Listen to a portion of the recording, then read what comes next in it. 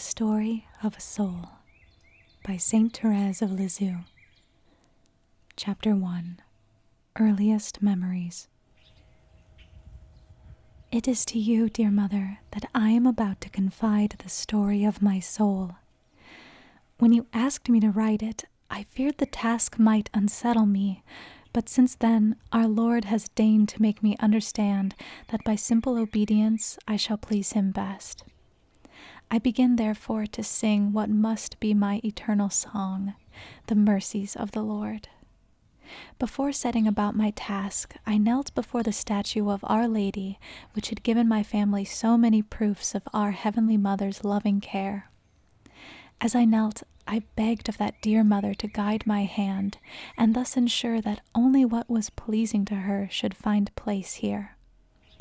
Then, opening the Gospels, my eyes fell on these words: Jesus, going up into a mountain, called unto him whom he would himself. They threw a clear light upon the mystery of my vocation and of my entire life, and above all upon the favors which our Lord has granted to my soul. He does not call those who are worthy, but those whom he will. As St. Paul says, God will have mercy on whom he will have mercy. So then it is not of him that willeth, nor of him that runneth, but of God that showeth mercy. I often asked myself why God had preferences, why all souls did not receive an equal measure of grace.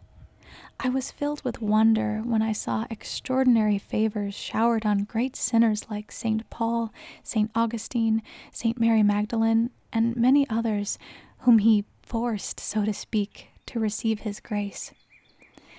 In reading the lives of the saints, I was surprised to see that there were certain privileged souls whom our Lord favored from the cradle to the grave, allowing no obstacle in their path which might keep them from mounting towards him, permitting no sin to soil the spotless brightness of their baptismal robe. And again, it puzzled me why so many poor heathens should die without having even heard the name of God. Our Lord has deigned to explain this mystery to me. He showed me the book of nature, and I understood that every flower created by him is beautiful, that the brilliance of the rose and the whiteness of the lily do not lessen the perfume of the violet or the sweet simplicity of the daisy. I understood that if all the lowly flowers wished to be roses, nature would lose its springtide beauty, and the fields would no longer be enameled with lovely hues. And so it is in the world of souls, our Lord's living garden. He has been pleased to create great saints who may be compared to the lily and the rose, but he has also created lesser ones who must be content to be daisies or simple violets flowering at his feet, and whose mission it is to gladden his divine eyes when he deigns to look down on them. And the more gladly they do his will, the greater is their perfection. I understood this also, that God's love is made manifest as well in a simple soul which does not resist his grace as in one more highly endowed. In fact, the characteristic of love being self-abasement, if all souls resembled the holy doctors who have illuminated the Church, it seems that God, in coming to them, would not stoop low enough.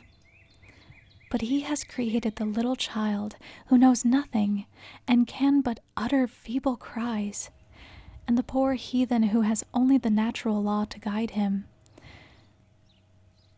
And it is to their hearts that he deigns to stoop.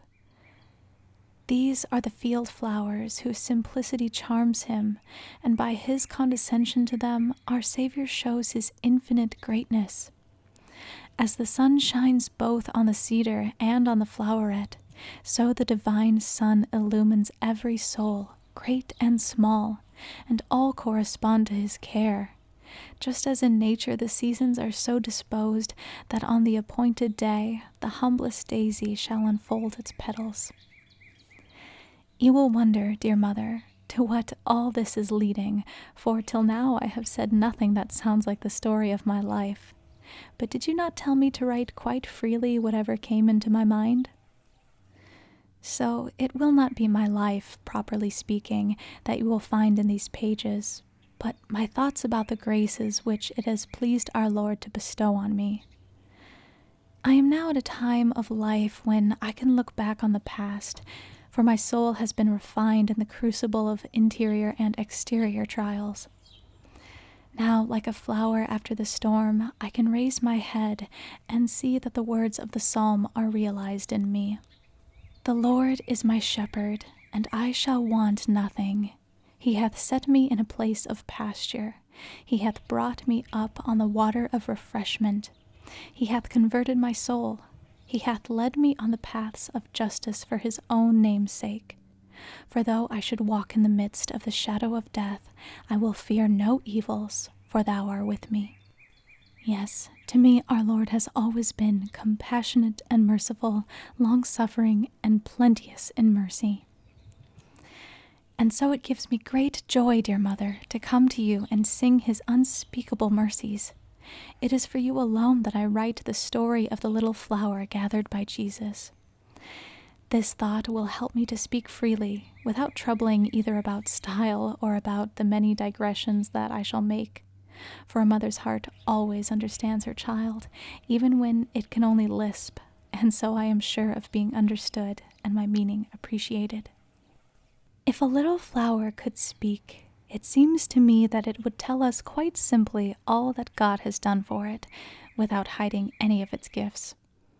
It would not, under the pretext of humility, say that it was not pretty, or that it had not a sweet scent, that the sun had withered its petals, or the storm bruised its stem, if it knew that such were not the case. The little flower, that now tells her tale, rejoiced in having to publish the wholly undeserved favors bestowed upon her by our Lord. She knows that she had nothing in herself worthy of attracting him. His mercy alone showered blessings on her. He allowed her to grow in holy soil, enriched with the odor of purity, and preceded by 8 lilies of shining whiteness. In his love he willed to preserve her from the poisoned breath of the world. Hardly had her petals unfolded when this good master transplanted her to the mountain of Carmel, Our Lady's chosen garden. And now, dear mother, having summed up in a few words all that God's goodness has done for me, I will relate in detail the story of my childhood. I know that, though to others it may seem wearisome, your motherly heart will find pleasure in it. In the story of my soul, up to the time of my entry into the Carmel, there are 3 clearly marked periods. The first, in spite of its shortness, is by no means the least rich in memories. It extends from the dawn of reason to the death of my dearly loved mother. In other words, till I was 4 years and 8 months old. God, in his goodness, did me the favor of awakening my intelligence very early, and he has imprinted the recollections of my childhood so deeply in my memory that past events seem to have happened but yesterday. Without doubt, he wished to make me know and appreciate the mother he had given me. Alas, his divine hand soon took her from me to crown her in heaven. All my life it has pleased him to surround me with affection. My first recollections are of loving smiles and tender caresses, but if he made others love me so much, he made me love them too, for I was of an affectionate nature. You can hardly imagine how much I loved my father and mother, and being very demonstrative, I showed my love in 1,000 little ways, though the means I employed make me smile now when I think of them. Dear mother, you have given me the letters which my mother wrote at this time to Pauline, who was at school at the Visitation Convent at Le Mans. I remember perfectly the events they refer to, but it will be easier for me simply to quote some passages, though these charming letters, inspired by a mother's love, are too often full of my praises. In proof of what I have said about my way of showing affection for my parents, here is an example. Baby is the dearest little rogue. She comes to kiss me, and at the same time wishes me to die.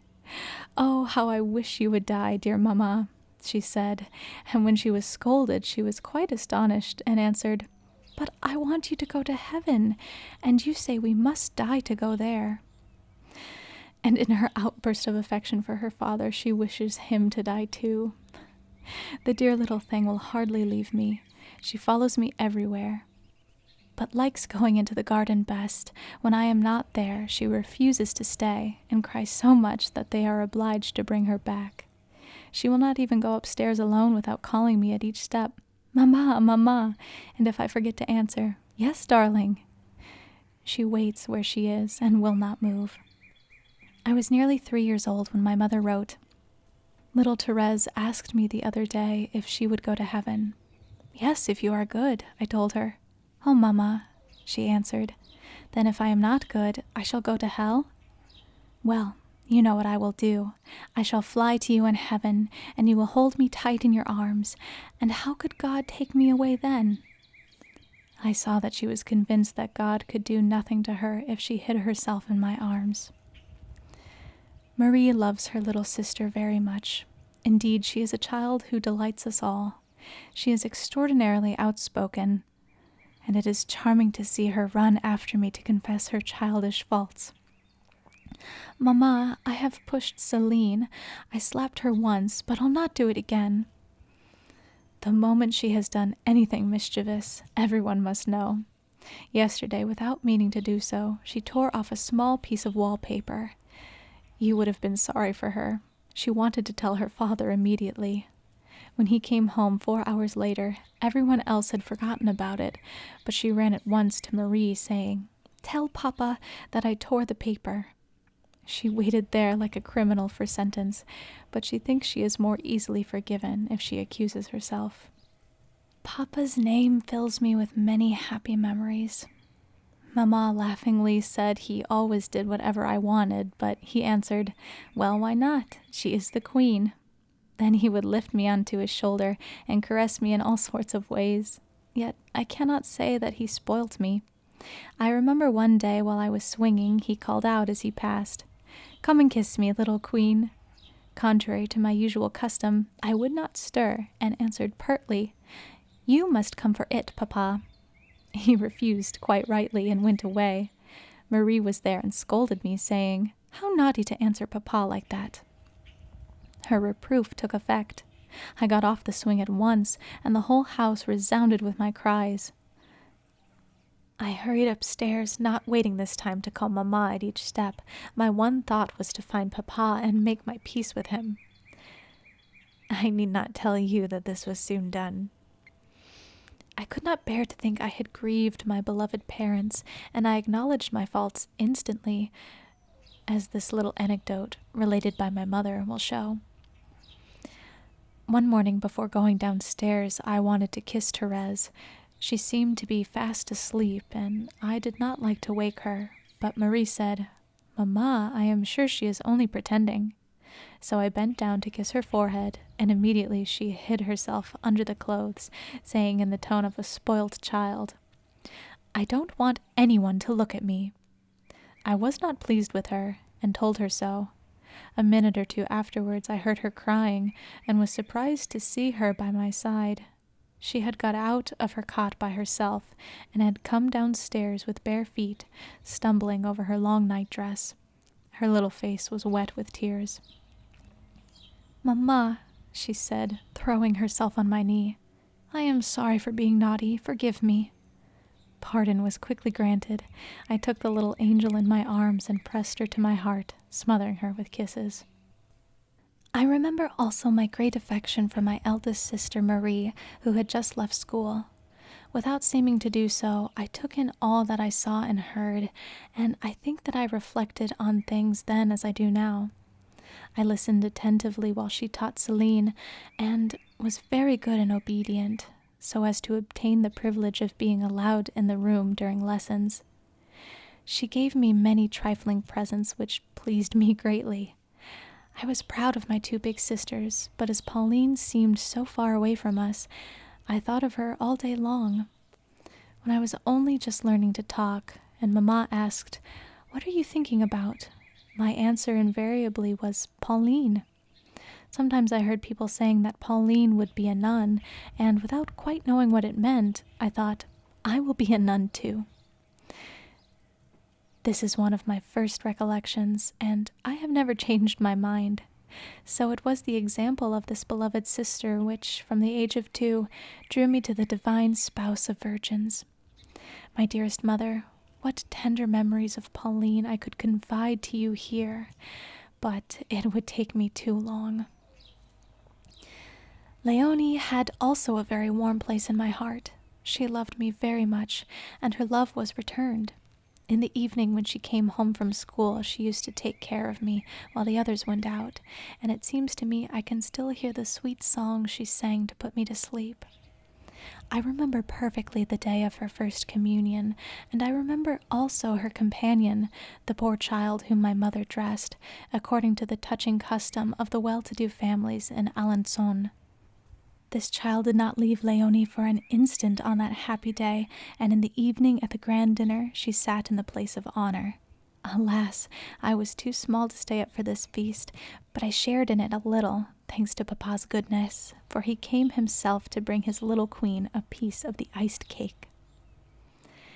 The only one now left to speak of is Céline, the companion of my childhood. My memories of her are so many that I do not know which to choose. We understood each other perfectly, but I was much more forward and lively, and far less ingenuous.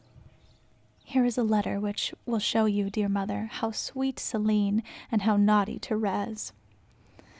I was then nearly 3 years old, and Céline 6.5. Céline is naturally inclined to be good. As to the little puss, Therese, one cannot tell how she will turn out. She is so young and heedless.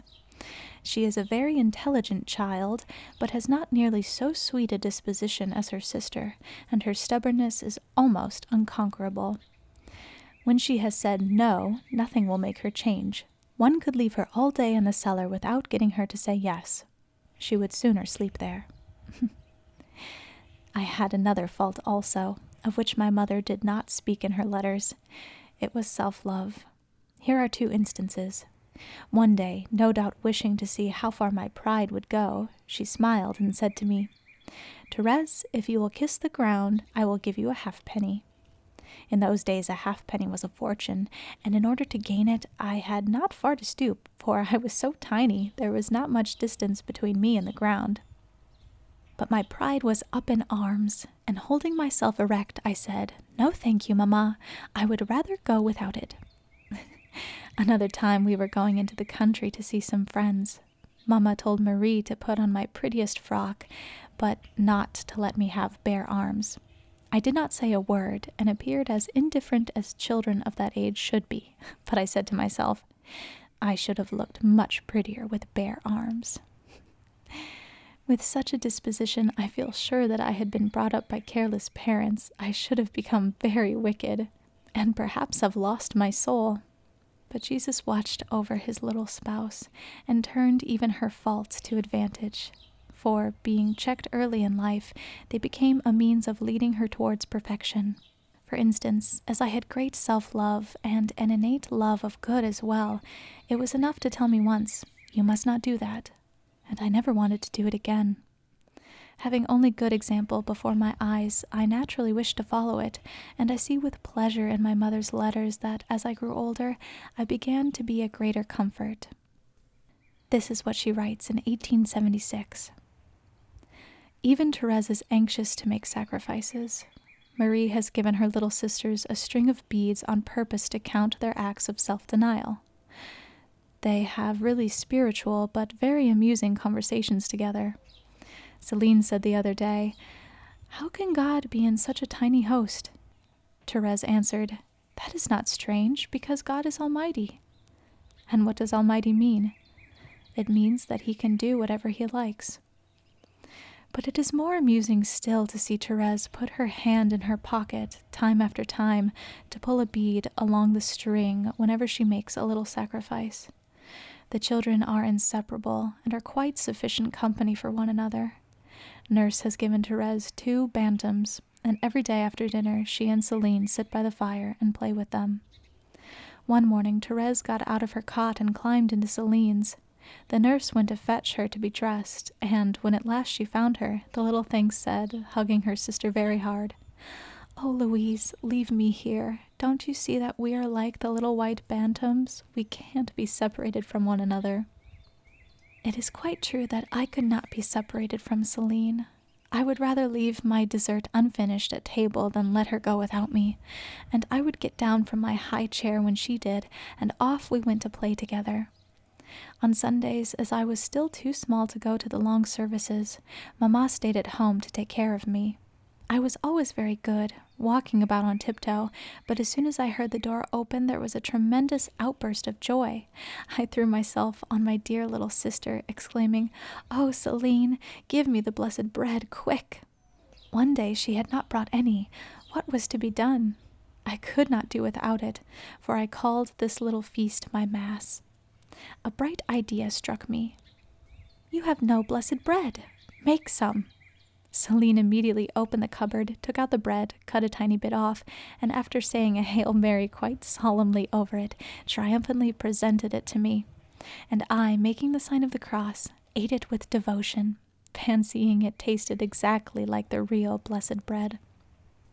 One day Leonie, thinking no doubt that she was too big to play with dolls, brought us a basket filled with clothes, pretty pieces of stuff, and other trifles on which her doll was laid. "Here, dears," she said, "choose whatever you like." Celine looked at it and took a woolen ball. After thinking about it for a minute, I put out my hand, saying, "I choose everything," and I carried off both doll and basket without more ado. This childish incident was a forecast, so to speak, of my whole life. Later on, when the way of perfection was opened out before me, I realized that in order to become a saint, one must suffer much, always seek the most perfect path, and forget oneself. I also understood that there are many degrees of holiness, that each soul is free to respond to the calls of our Lord, to do much or little for his love. In a word, to choose amongst the sacrifices he asks. And then also, as in the days of my childhood, I cried out, "My God, I choose everything. I will not be a saint by halves. I am not afraid of suffering for thee. I only fear one thing, and that is to do my own will. Accept the offering of my will, for I choose all that thou willest." But, dear mother, I am forgetting myself. I must not tell you yet of my girlhood. I am still speaking of the baby of 3 and 4 years old. I remember a dream I had at that age which impressed itself very deeply on my memory. I thought I was walking alone in the garden when suddenly I saw near the arbor 2 hideous little devils dancing with surprising agility on a barrel of lime in spite of the heavy irons attached to their feet. At first they cast fiery glances at me. Then, as though suddenly terrified, I saw them, in the twinkling of an eye, throw themselves down to the bottom of the barrel, from which they came out somehow, only to run and hide themselves in the laundry which opened into the garden. Finding them such cowards, I wanted to know what they were going to do, and, overcoming my fears, I went to the window. The wretched little creatures were there, running about on the tables, not knowing how to hide themselves from my gaze. From time to time they came nearer, peering through the windows with an uneasy air. Then, seeing that I was still there, they began to run about again, looking quite desperate. Of course, this dream was nothing extraordinary, yet I think our Lord made use of it to show me that a soul in the state of grace has nothing to fear from the devil, who is a coward, and will even fly from the gaze of a little child. Dear mother, how happy I was at that age. I was beginning to enjoy life, and goodness itself seemed full of charms. Probably my character was the same as it is now, for even then I had great self-command and made a practice of never complaining when my things were taken. Even if I was unjustly accused, I preferred to keep silence. There was no merit in this, for I did it naturally. How quickly those sunny years of my childhood passed away, and what tender memories they have imprinted on my mind. I remember the Sunday walks when my dear mother always accompanied us, and I can still feel the impression made on my childish heart at the sight of the fields bright with cornflowers, poppies, and marguerites. Even at that age, I loved far-stretching views, sunlit spaces, and stately trees. In a word, all nature charmed me and lifted up my soul to heaven. Often, during these walks, we met poor people. I was always chosen to give them an alms, which made me feel very happy. Sometimes my dear father, knowing the way was too long for his little queen, took me home. This was a cause of grief, and to console me, Celine would fill her basket with daisies and give them to me on her return. Truly everything on earth smiled on me. I found flowers strewn at every step, and my naturally happy disposition helped me to make life bright. But a new era was about to dawn. I was to be the spouse of our Lord at such an early age that it was necessary I should suffer from my childhood. As the early spring flowers begin to come up under the snow and open at the first rays of the sun, so the little flower, whose story I am writing, had to pass through the winter of trial and to have her tender cup filled with the dew of tears.